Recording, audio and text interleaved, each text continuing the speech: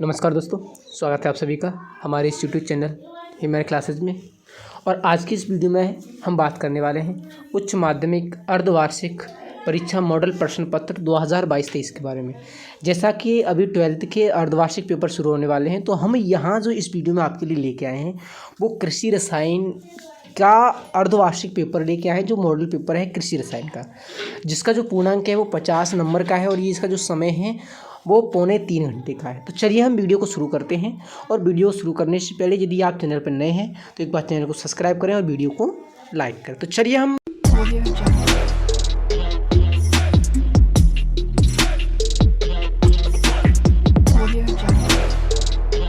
शुरुआत करते हैं पहले प्रश्न। देखिए 4 खंड होंगे अपने, 4 खंड में हम सबसे पहले बात करते हैं अखंड की। और अखंड में कुल 12 प्रश्न होंगे और सारे ही प्रश्न एक एक नंबर के होंगे, जैसा आगे यहाँ लिखा हुआ है। अगर हम पहले प्रश्न की बात करें तो इसमें जो पहला प्रश्न है वो है मृदा निर्माण को प्रभावित करने वाले किन्हीं 2 कारकों के नाम लिखिए। मृदा निर्माण को प्रभावित करने वाले कारक, 2 कारकों के नाम लिखने हैं, जैसे जलवायु है, जैवमंडल है, पैतृक पदार्थ है, स्थलाकृति है। किन्हीं भी 2 कारणों के आप नाम लिख दो। अगला प्रश्न है नाइट्रोजन स्थिरीकरण करने वाले किन्हीं 2 जीवाणुओं के नाम लिखिए। नाइट्रोजन स्थिरीकरण करने वाले 2 जीवाणुओं के नाम लिखने हैं आपको। जैसे हम बात करें, एक तो राइजोबियम हो गया। राइजोबियम क्या करता है? नाइट्रोजन स्थिरीकरण करता है। राइजोबियम की आप 2 प्रजातियां लिख सकते हैं, जैसे राइजोबियम मेलिलोटाई, राइजोबियम जापोनिकम। आगे इस तरह की आप 2 ही प्रजातियां लिख सकते हो। आगे हम तीसरे प्रश्न की बात करें तो तीसरा प्रश्न मृदा कोलाइड क्या है, परिभाषित कीजिए। अब मृदा कोलाइड क्या है? मृदा कोलाइड, आपने मृदा ह्यूमस पढ़ा होगा तो आपको पता होगा कि मृदा कोलाइड क्या होता है। मृदा कोलाइड क्या है? मृदा के ऐसे कण होते हैं जो ब्राउनी गति, टेंडर प्रभाव आदि गुण प्रदर्शित करते हैं, क्या कहलाते हैं? मृदा कोलाइड कहलाते हैं। और जिनके कणों का आकार कितना होता है? 100 माइक्रोन से कम होता है। आगे हम बात करें, चौथा प्रश्न है अम्लीय मृदा में उगाई जाने वाली किन्हीं 2 फसलों के नाम लिखिए। अम्लीय मृदा में उगाई जाने वाली 2 फसलें कौन कौन सी 2 फसलें हैं? जैसे हम बात करें, धान है और चाय है, गन्ना है, कपास है, ये अम्लीय मृदा में उगाई जाने वाली फसलें हैं। लेकिन आपको केवल 2 फसलों के ही नाम यहाँ लिखने हैं।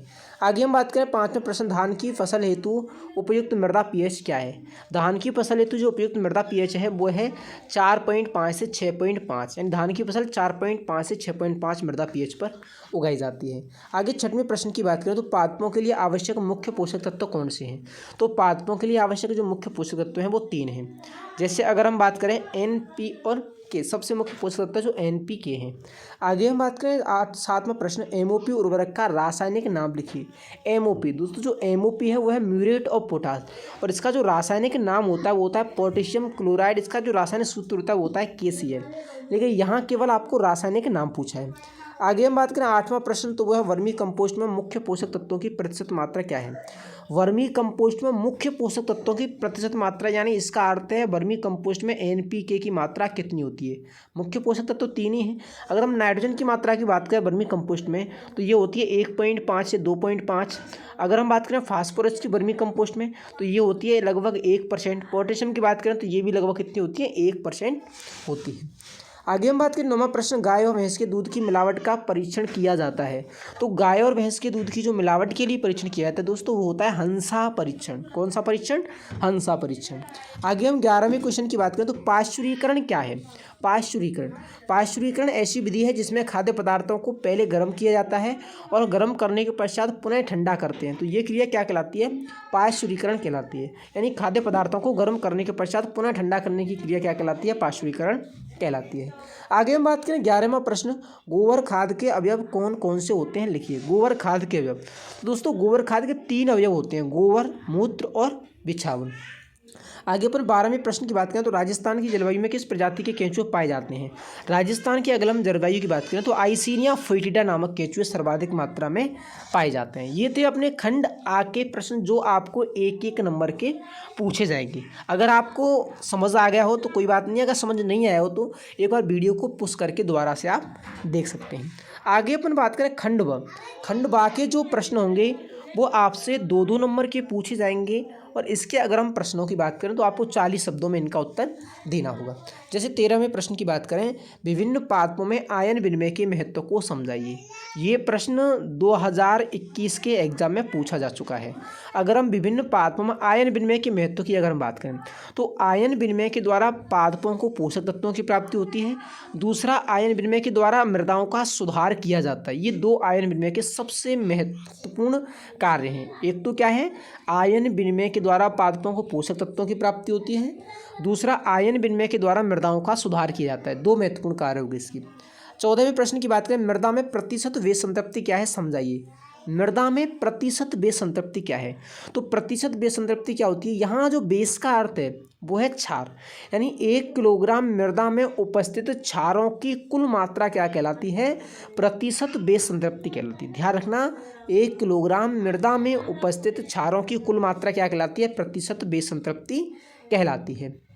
आगे हम बात करें 15वां प्रश्न, दोवन पदार्थ क्या होते हैं, एक अच्छे दोवन पदार्थ के गुण लिखिए।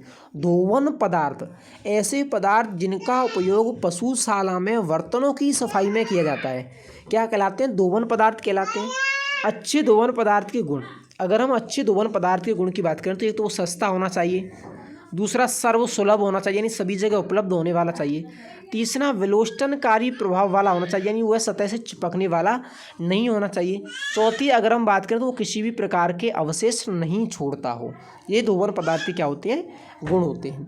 आगे 16वें पॉइंट पर बात करें, पादप पोषक तत्वों की अनिवार्यता के सिद्धांत को लिखिए। पादप पोषक तत्वों की अनिवार्यता का सिद्धांत, दोस्तों यह सिद्धांत किसने दिया, आर्नोन और स्टाउट ने दिया। कब दिया, वर्ष 1954 में दिया। इसकी 3 प्रमुख अवधारणाएं हैं। अब अवधारणाएं कौन कौन सी हैं, पहला, आवश्यक पोषक तत्वों के बिना पादप अपना जीवन चक्र पूरा नहीं कर सकते। दूसरी अगर हम बात करें तो दूसरी जो अवधारणा है, एक तत्व की कमी को दूसरे तत्व द्वारा पूरा नहीं किया जा सकता। तीसरी जो अवधारणाएं हैं, ये जो आवश्यक पोषक तत्व हैं ये पादपों की वृद्धि में सीधे ही भाग लेती हैं, यानी 3 इसकी अवधारणाएं, तो ये आपको लिखना है। आगे 17वें प्रश्न की बात करें तो यह मृदा में पोषक तत्वों की प्राप्ति के स्रोत क्या क्या हैं, नाम लिखिए।